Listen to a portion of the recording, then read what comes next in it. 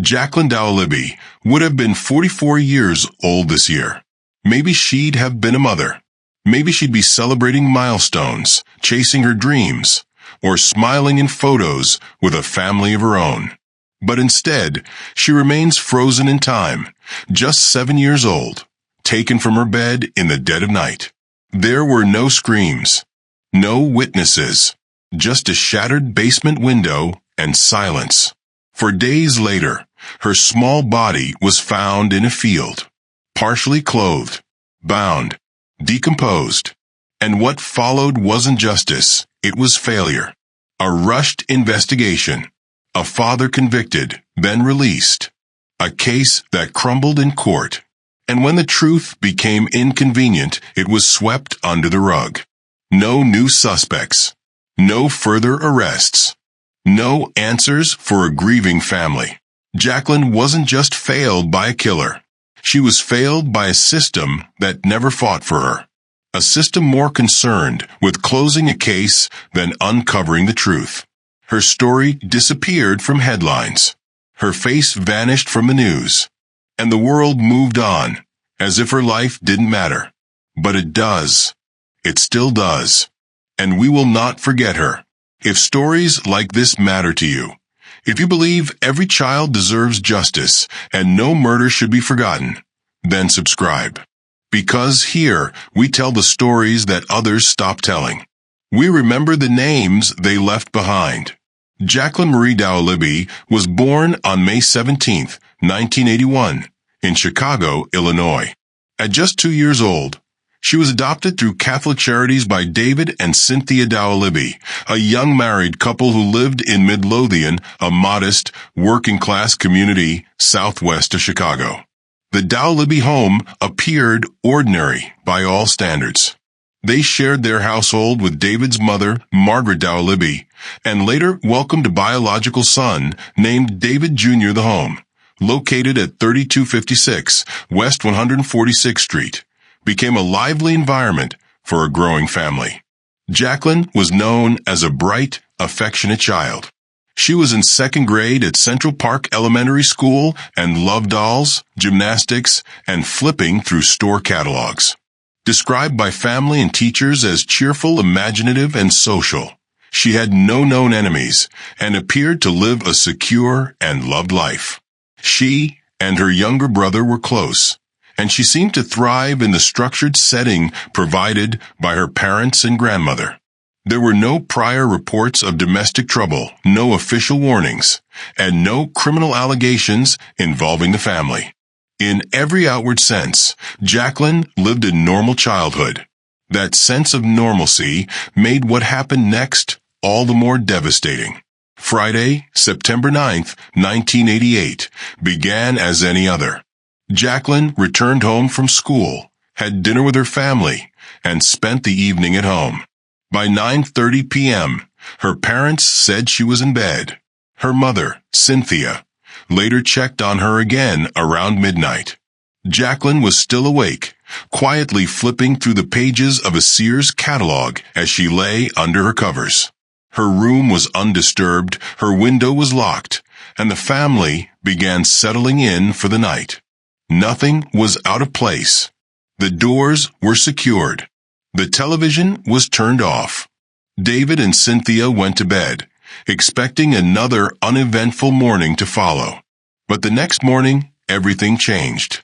At approximately 8 a.m. on Saturday, September 10th, David Dowaliby entered Jaclyn's room to wake her. The bed was empty. Jaclyn was gone. At first, her parents believed she might have wandered into another part of the house or was playing in the yard. A frantic search of the home followed. But she was not in the kitchen, the basement, or the backyard. Nothing had been taken. Her belongings remained untouched. Then the family noticed a broken basement window. The screen had been cut and the glass shattered. The damage appeared to come from the outside. This was the first and only sign that an intruder might have entered the home. At 9 a.m., David and Cynthia called the Midlothian Police Department. Officers arrived shortly after and began an investigation into Jaclyn's disappearance. Her photo was quickly circulated, and a search was launched involving law enforcement, neighbors, and volunteers. The initial working theory was abduction, but by whom and why remained unclear. As police investigators began working the scene, they found no immediate evidence of a struggle in Jaclyn's bedroom. Her bed was neatly made. There were no signs of forced entry into the main parts of the house.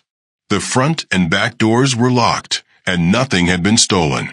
The broken basement window stood out. The screen was cut cleanly, and the shattered glass appeared to have been struck from the outside. If someone had entered the house through that window, it might have been the only available entry point without alerting the rest of the family. Still, crawling in through a small basement window without disturbing anyone upstairs would have required careful planning and physical effort. Detectives interviewed the Dowalibys extensively. Both David and Cynthia insisted that they had no idea what had happened to Jaclyn. They denied any involvement or knowledge of how someone could have entered their home. A preliminary sweep of the neighborhood yielded no immediate witnesses, no signs of a getaway car, and no physical evidence left behind. A citywide alert was issued. Police reached out to state and federal authorities. Helicopters were deployed. Police dogs were brought in to track possible scent trails. The local media picked up the story, and Jaclyn's photo began appearing on TV screens and in newspapers across the Chicago metropolitan area. The case drew swift public attention. It struck a nerve, perhaps because it reflected every parent's worst fear, that a child could be taken from their bed in the middle of the night without anyone noticing. People across Illinois began volunteering to help search. Thousands of flyers were printed. Tips began flooding in. But despite the overwhelming community support and high-level law enforcement coordination, there was still no sign of Jaclyn. The search for Jaclyn continued over the next 3 days. Authorities expanded their radius to include neighboring towns, wooded areas, train tracks, and vacant lots. Roadblocks were set up. Tips were tracked. But nothing conclusive emerged. By the evening of September 13th, officials were publicly preparing for the worst. The FBI had joined the case, and the focus began shifting from recovery to investigation. Still, the family and many community members held out hope that Jaclyn would be found alive. On the fourth day, September 14th, 1988, that hope ended. At approximately 5:45 p.m., Jaclyn's body was discovered in Blue Island, Illinois, behind an apartment complex about 10 miles from her home. The body was partially decomposed, wrapped in a blanket, and hidden in tall weeds near a concrete wall. Her wrists were bound with duct tape, and she was partially clothed. Her underwear was found nearby. Forensic analysis confirmed that she had been killed shortly after the time of her disappearance, likely within hours. Although the exact cause of death was not officially disclosed, signs of strangulation were present. The site of the discovery suggested that the person responsible had at least some familiarity with the area. It was secluded, overgrown, and rarely visited. Whoever left her there had done so with the intent of avoiding detection. Public reaction was immediate and visceral. Vigils were held. News outlets ran full-page features. The sense of collective grief was intense, but so too was the sense of outrage. Jaclyn Dowaliby's disappearance was no longer a mystery. It was now a murder. On the evening of September 14, 1988, for days after Jaclyn Dowaliby was reported missing, a resident of Blue Island, a neighboring suburb just over 10 miles from Midlothian, discovered a body behind an apartment complex located at 13124 South Maple Avenue. The area was covered in dense weeds and brush, adjacent to railroad tracks and a concrete barrier. The body was later identified as Jaclyn. She was found partially decomposed, bound with duct tape at the wrists, and wrapped in a blue blanket. Her underwear had been removed and was located nearby. Though her face was unrecognizable due to decomposition, her identity was confirmed through dental records. The Cook County Medical Examiner classified the death as a homicide. While the precise cause of death was not formally published in all records, later investigative sources and public accounts noted signs of strangulation. The body's condition suggested that she had likely been killed within hours of her abduction and left at the site shortly afterward. This conclusion was based on both the level of decomposition and the contents of her stomach, which matched the meal she had eaten the night she disappeared. The location where her body was found was significant. It was secluded and known only to locals. The placement, hidden in brush behind a structure, implied premeditation. It also implied that whoever had committed the crime had enough time, privacy, and knowledge of the area to dispose of the body without being seen. News of the discovery broke quickly. The search was officially over, and attention turned toward finding the person responsible for Jaclyn's death. But in a case already fraught with confusion and limited evidence, the discovery of the body provided almost no new forensic leads. There were no fingerprints, no foreign hair samples, no signs of DNA left at the scene. The duct tape and blanket yielded no usable forensic clues. Investigators were left with a tragic death and few concrete leads. The death of Jaclyn Dowaliby stunned the community and intensified pressure on law enforcement. The Midlothian Police Department, now working alongside the Illinois State Police and Cook County authorities, faced growing demands for answers. Initial investigative efforts turned toward possible known offenders. Jaclyn's biological father, James Guess, was considered but quickly ruled out. He had been incarcerated at the time of her abduction. Other distant family members and known individuals in the area were also evaluated. However, within days of the body's discovery, suspicions began circling back to Jaclyn's adoptive parents, David and Cynthia Dowaliby. Police re-examined the basement window at the Dowaliby home. Although the glass appeared to have been broken from the outside, questions emerged about whether the scene could have been staged. Some investigators believed the breakage appeared too clean and deliberate, though no direct evidence supported that theory. The window screen had been cut in a precise square, which some officers viewed as suspiciously neat. Forensic examination revealed very little. There were no fingerprints or blood evidence on the window. Nothing in Jaclyn's bedroom indicated a struggle. Her bed remained neatly made. There was no sign that she had attempted to cry for help. The house showed no clear pathway of an intruder, no footprints, no fibers, no tool marks on doors. The police conducted extensive interviews with David and Cynthia. Both described the night in consistent terms. Jaclyn had gone to bed around 9:30 p.m., and Cynthia had checked on her shortly after midnight. The next morning, they discovered her missing.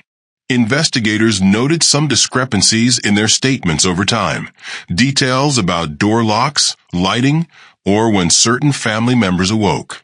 But these inconsistencies were relatively minor.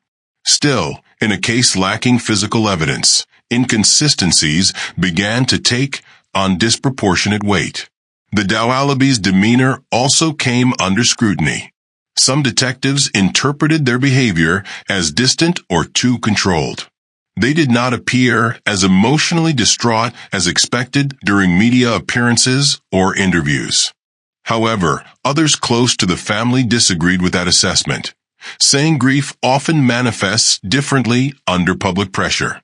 In November 1988, the investigation took a major turn.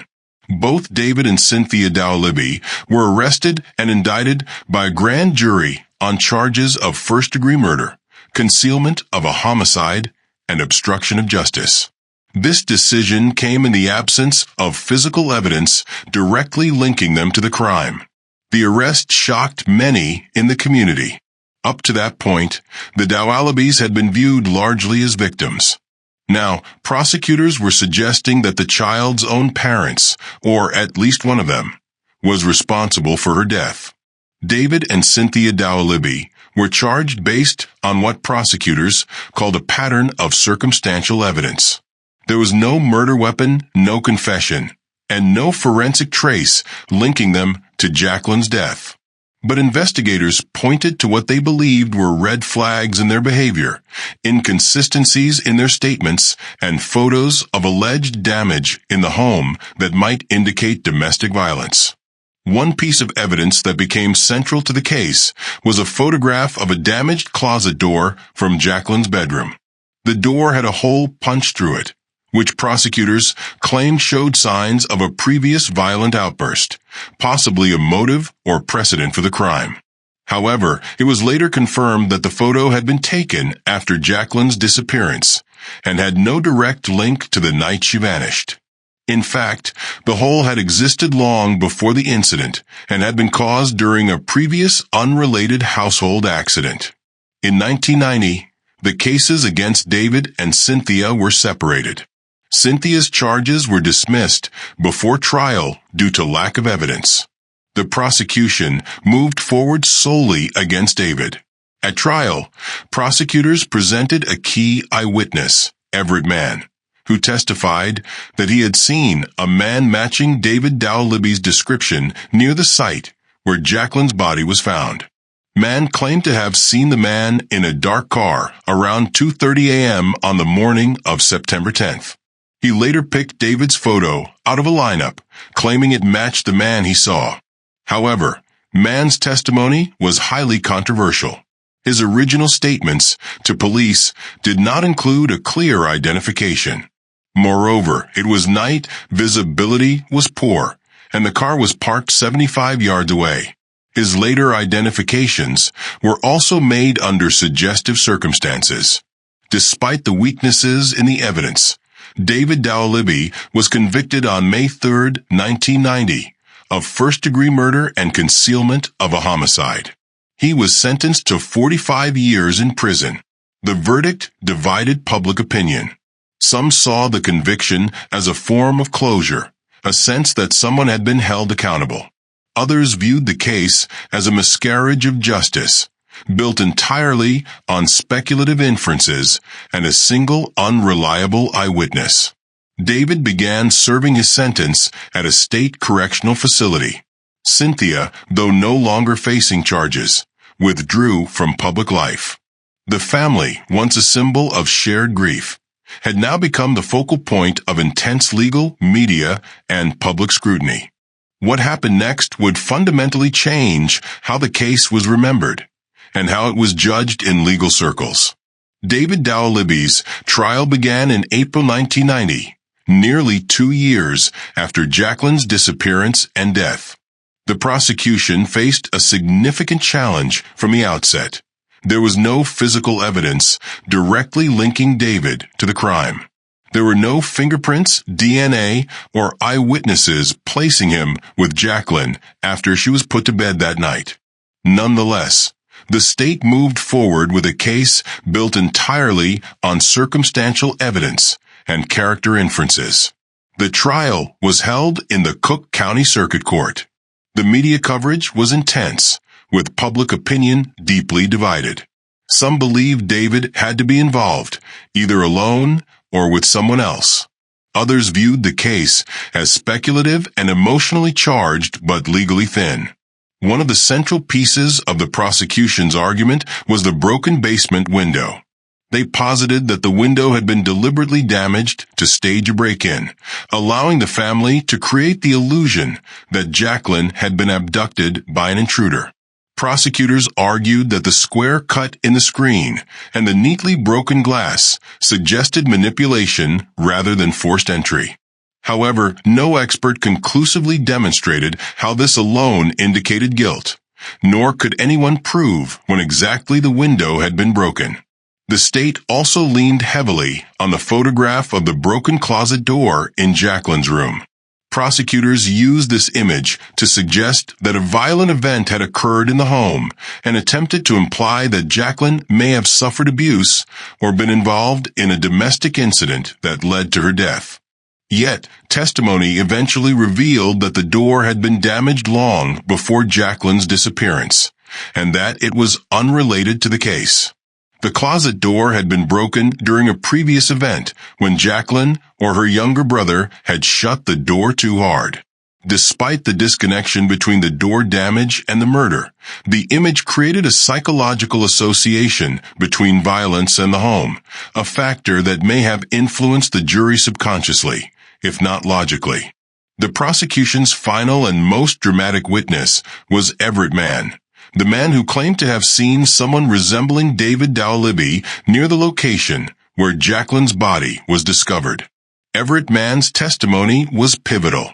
He testified that at approximately 2:30 a.m. on September 10, 1988, the night Jaclyn went missing, he saw a man in a dark car, possibly a Chevrolet Malibu, parked along a curb near the Blue Island apartment complex, where Jaclyn's body would later be found.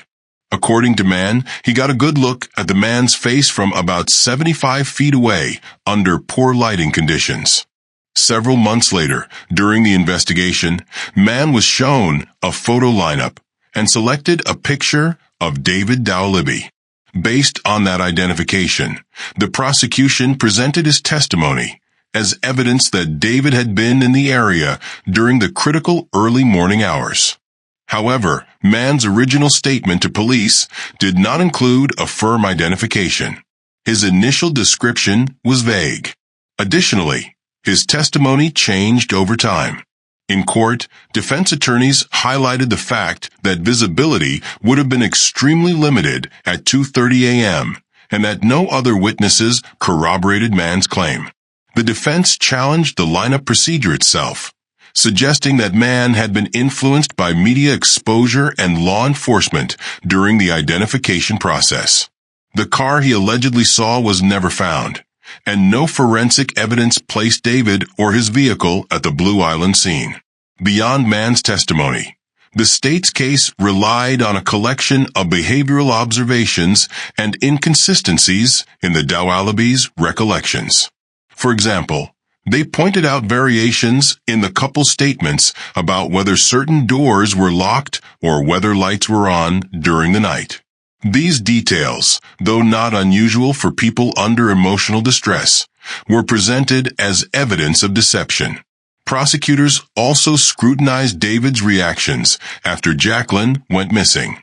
His perceived calmness, lack of outward emotion during some interviews, and measured demeanor were used to argue that he was not acting like a grieving father. Yet multiple experts have warned against using subjective interpretations of grief behavior as evidence in criminal trials, noting that individuals process trauma in highly variable ways. Ultimately, the trial came down to perception. The prosecution offered no direct proof.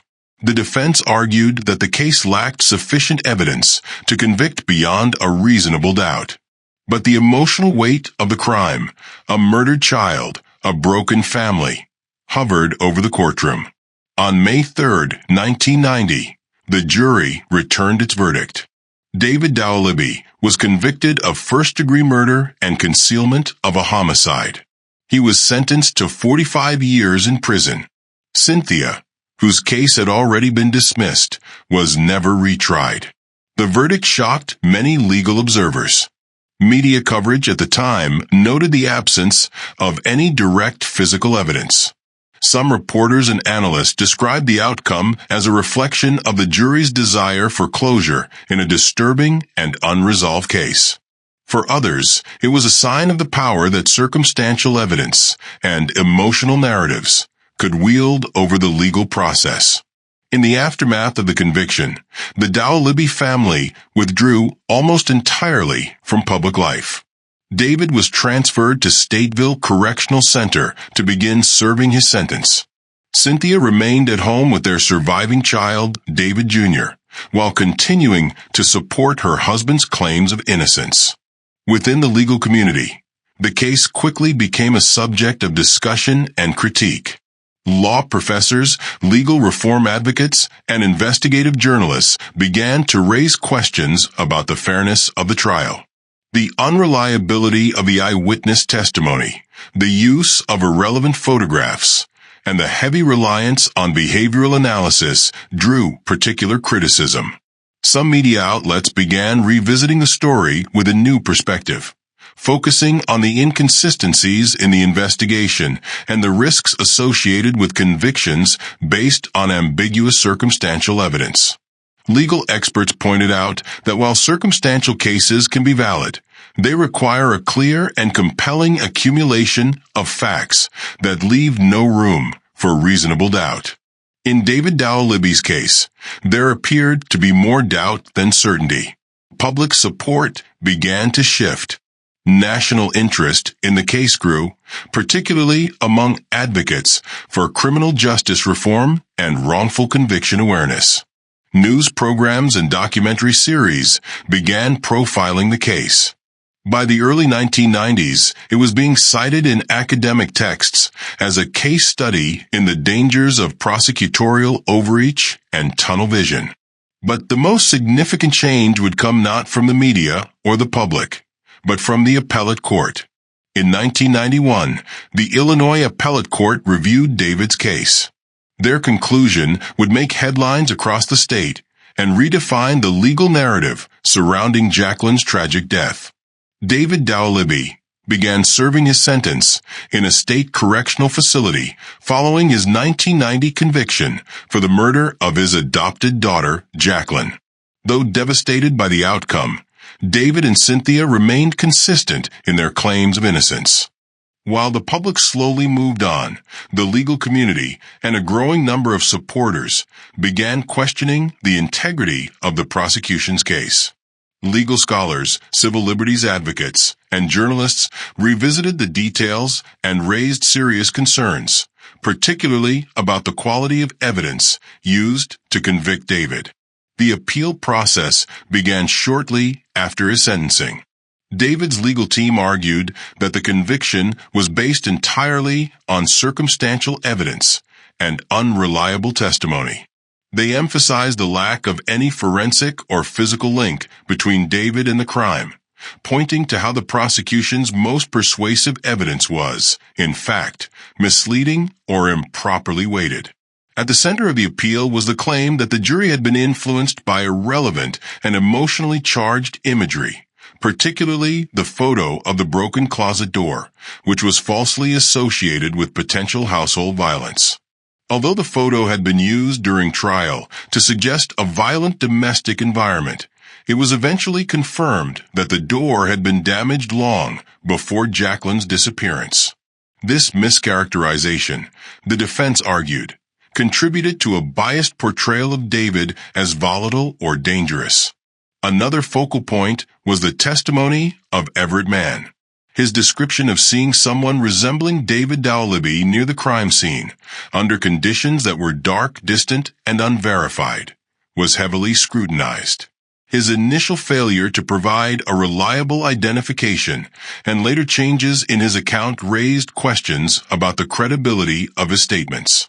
The defense highlighted that Mann's testimony was the only piece of evidence placing David anywhere near the scene where Jaclyn's body was found, and that even that placement was highly questionable.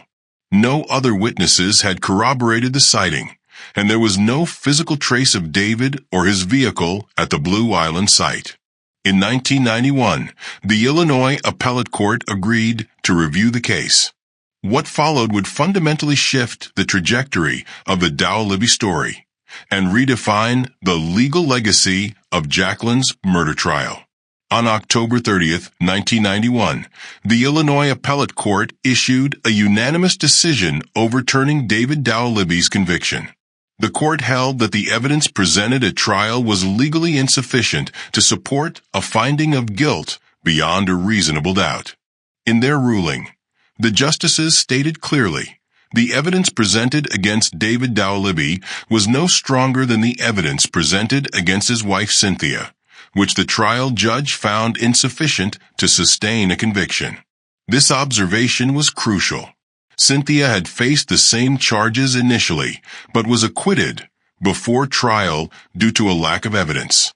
The appellate court concluded that David had been subjected to an inconsistent and unsupported prosecutorial standard.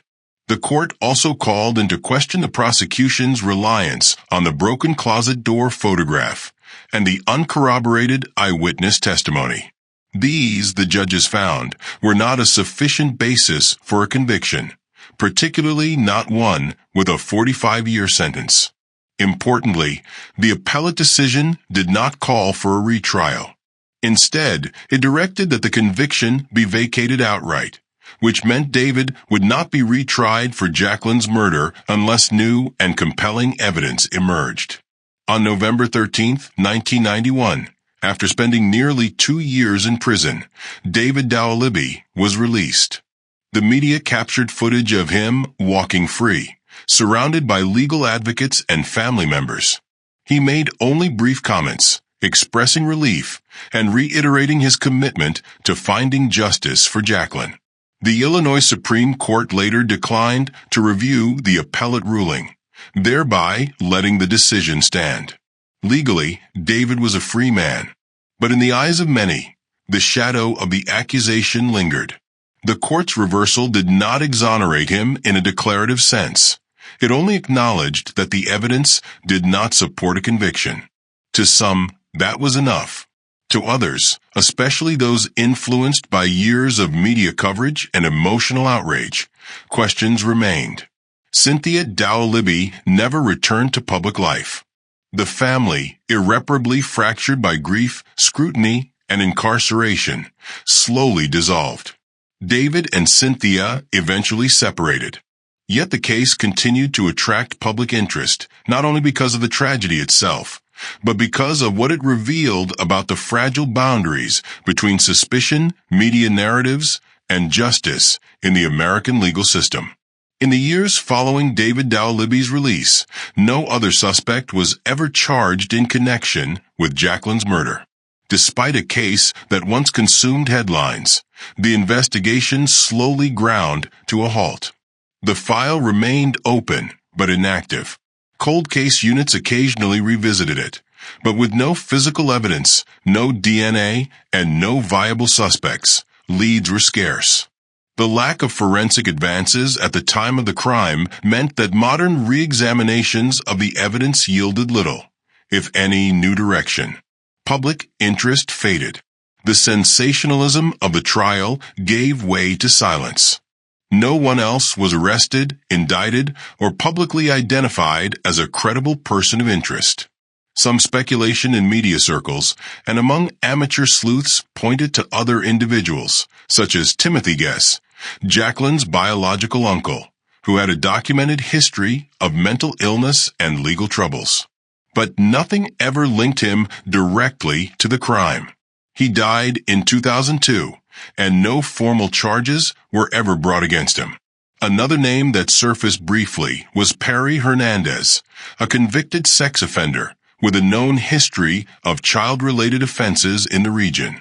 His name appeared in discussions, but authorities later ruled him out as a suspect in Jaclyn's case. Despite the fact that the court had overturned David's conviction, the absence of any alternative perpetrator kept speculation alive. For some, that absence was confirmation of David's innocence. For others, it deepened the mystery. The Midlothian Police Department and Cook County authorities maintained that the case remained open. Technically, it does to this day. But in practical terms, the investigation has remained dormant, awaiting either new evidence or a confession that has never come. More than 3 decades after Jaclyn's disappearance and death, the question remains unanswered. Who took her? Who murdered her and left her body in a Blue Island field? In the absence of answers, the case entered a different kind of permanence, not one of resolution, but of historical ambiguity. It became a symbol of how even the most intimate and horrifying crimes can slip through the gaps in the justice system. From the moment Jaclyn Dowaliby disappeared in September 1988, her case attracted intense media attention. A beautiful young girl taken from her bed under mysterious circumstances was a headline that gripped the public conscience. Television crews descended on Midlothian, and Jaclyn's school photo appeared on national broadcasts, in newspapers, and on missing child posters across Illinois. Initially, the coverage was sympathetic. The Dowalibys were portrayed as distraught parents searching desperately for their missing daughter. Community members rallied around them, attending vigils and volunteering for search efforts. But as the days passed and no suspect emerged, the tone of the media coverage began to shift. By the time Jaclyn's body was discovered, speculation turned sharply inward. The focus narrowed on the parents, particularly David. Reporters began scrutinizing every detail of their public appearances, statements, and courtroom demeanor. Every tear, every posture, every word was analyzed, not always with fairness or accuracy. The prosecution's theory that the abduction had been staged was echoed in numerous television segments and editorials, often without equal space given to defense rebuttals or acknowledgement of the lack of direct evidence.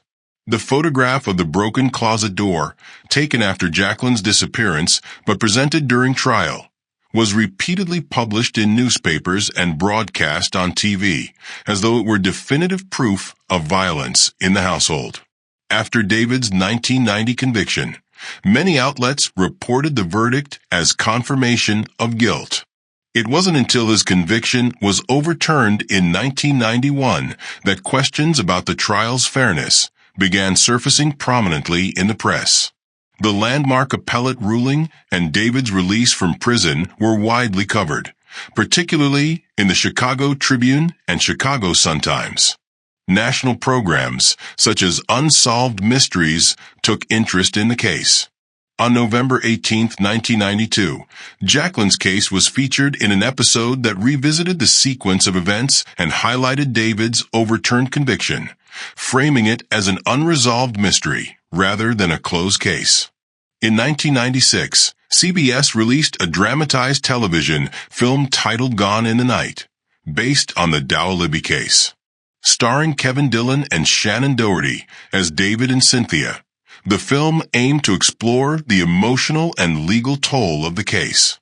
Although fictionalized, the movie brought renewed attention to Jaclyn's story and the broader implications of circumstantial evidence in criminal justice. Yet the public remained divided. Some viewers believed the Dowalibys had been unfairly targeted. Others remained convinced of their involvement despite the legal reversal. The court's decision had freed David, but it had not settled the debate in the public eye.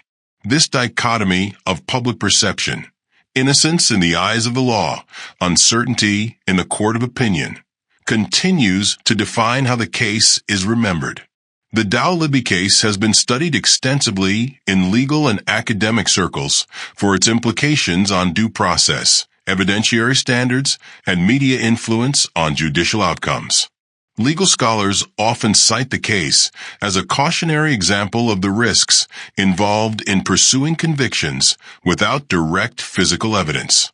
One of the most commonly criticized aspects of the trial was the prosecution's heavy reliance on emotionally suggestive but ultimately irrelevant material. The photograph of the closet door became a symbol of how prosecutorial narratives can sway juries even when such evidence is tangential or misleading. Though the door had been damaged long before Jaclyn's disappearance, its presence in court created a visual association with domestic violence, an implication the appellate court would later find deeply problematic. Similarly, Everett Mann's eyewitness testimony became a textbook example of how faulty identification procedures can contaminate a trial. Mann's initial statements to police were vague, and his positive identification came only after extensive time had passed and exposure to media coverage. Numerous studies in the decades since have shown that eyewitness misidentification is one of the leading causes of wrongful convictions in the United States.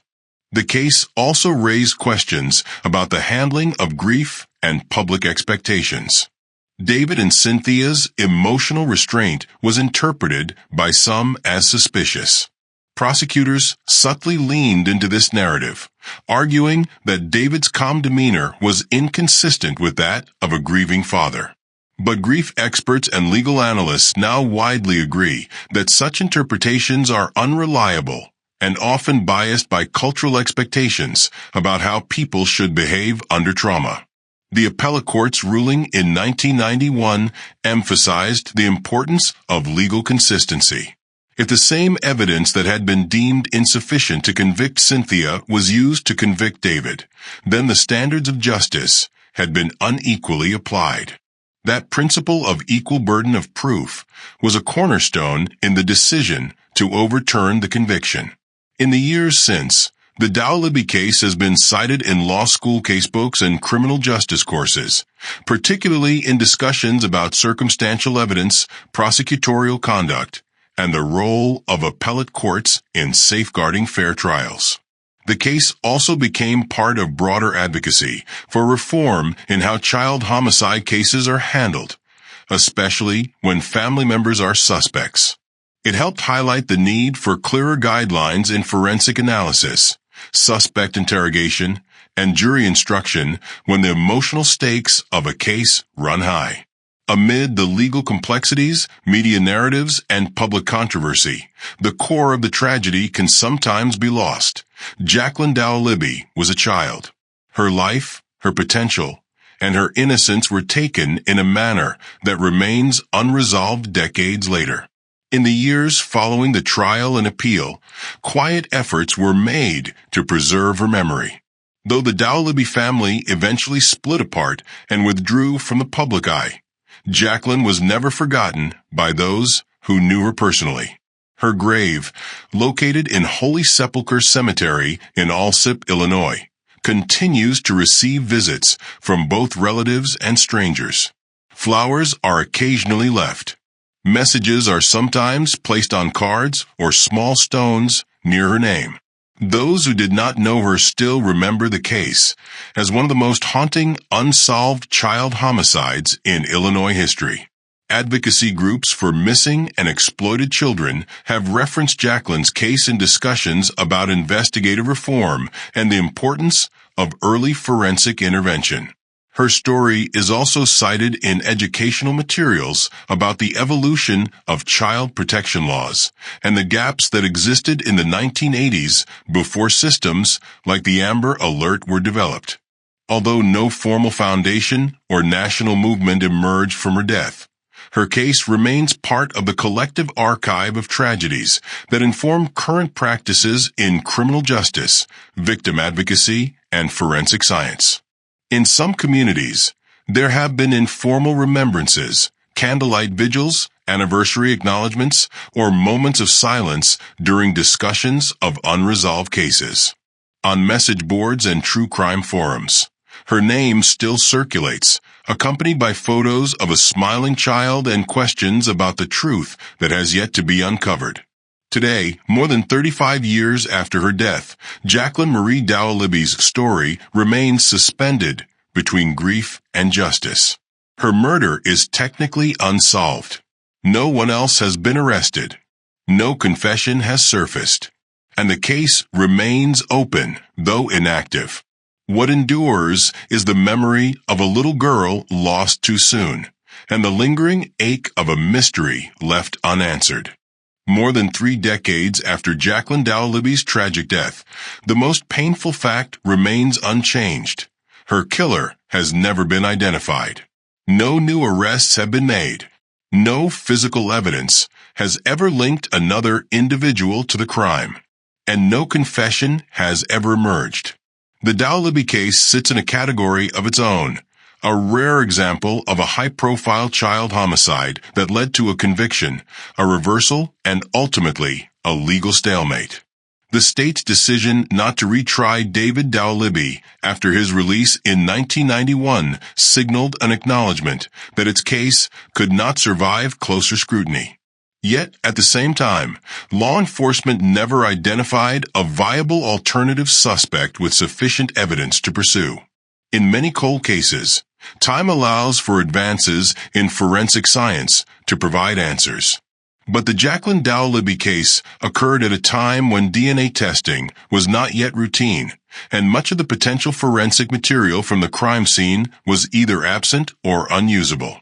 The blanket, duct tape, and clothing found with her body yielded no clear leads, no fingerprints, no biological samples that could be definitively linked to an offender. The broken basement window, the supposed point of entry, offered more confusion than clarity. Some believed it was staged, while others maintained it was a genuine breach. No one ever proved either conclusion definitively. Several names surfaced over the years. Timothy Guess, Jaclyn's biological uncle, had a documented history of mental illness and behavioral issues. Media outlets occasionally referenced him as a person of interest, but no formal charges were ever filed. He passed away in 2002 without any known connection being made to the case. Perry Hernandez, a convicted sex offender active in the region, was also considered. Investigators eventually ruled him out. Other possibilities floated through police tips, local rumors, and independent sleuthing efforts, but none gained traction. In the absence of new evidence, the case remains technically open, but dormant. It has not been classified as inactive, but no new activity has been publicly acknowledged by the Midlothian Police Department or the Cook County State's Attorney's Office. The fundamental questions still haunt those familiar with the case. Who took Jaclyn from her bed that night? Was the basement window truly a point of entry or a planted misdirection? Was someone stalking the family, as some theories have speculated? Or was this a crime committed by someone known to the household, someone close enough to enter silently and disappear without a trace? With each passing year, the likelihood of resolution diminishes. Potential witnesses age. Memories fade. Files grow dusty. But for those who continue to carry the burden of Jaclyn's story, the search for truth remains a moral imperative, even in the absence of legal closure. Jaclyn Marie Dowaliby's story is one of innocence lost, justice questioned, and mystery unresolved. She was only 7 years old, a child who loved dolls, books, and her little brother. A girl who never got to finish second grade, never had the chance to grow up, graduate, or start a family of her own. Her name became the center of a legal battle that exposed critical flaws in the justice system. How emotion can overwhelm evidence, how media narratives can influence courtrooms, and how families in crisis can be recast as suspects under pressure. David Dowaliby served nearly 2 years in prison for a crime he was later found not guilty of legally and constitutionally. His wife, Cynthia, was charged but never stood trial. Both eventually disappeared from public view. The family was irreparably damaged, not only by the loss of their daughter, but also by the suspicion and condemnation that followed them. And yet, Jaclyn's memory remains. Her case has informed legal scholarship, changed investigative training, and continues to appear in textbooks and law school classrooms. She is not forgotten by those who knew her, nor by the wider community of advocates who fight for justice in unsolved child homicide cases. If there is one truth that endures beyond the tragedy and uncertainty, it is that Jaclyn mattered. Her life mattered. Her loss mattered. And her story, still unfinished, continues to stir hearts and challenge assumptions. There may never be a resolution to her case, but perhaps resolution is not the only goal. Remembrance, learning, and the pursuit of justice, even delayed, can still serve as forms of dignity and respect. To this day, law enforcement encourages anyone with credible information about the case to come forward. Even the smallest tip, long buried or forgotten, could break the silence. The case remains officially open. If you've watched this far, thank you for helping keep Jaclyn's story alive. These stories matter, not just because they involve tragedy, but because they remind us that truth requires diligence, evidence, and compassion. If you have information about Jaclyn's case, you can contact the Midlothian Police Department or the Cook County Sheriff's Cold Case Unit. Even after all these years, a single piece of information might be the missing link. Please share this documentary, comment with your thoughts, and subscribe for more deep dives into stories that deserve to be told with truth, care, and integrity. Jaclyn Dowaliby was gone in the night, but she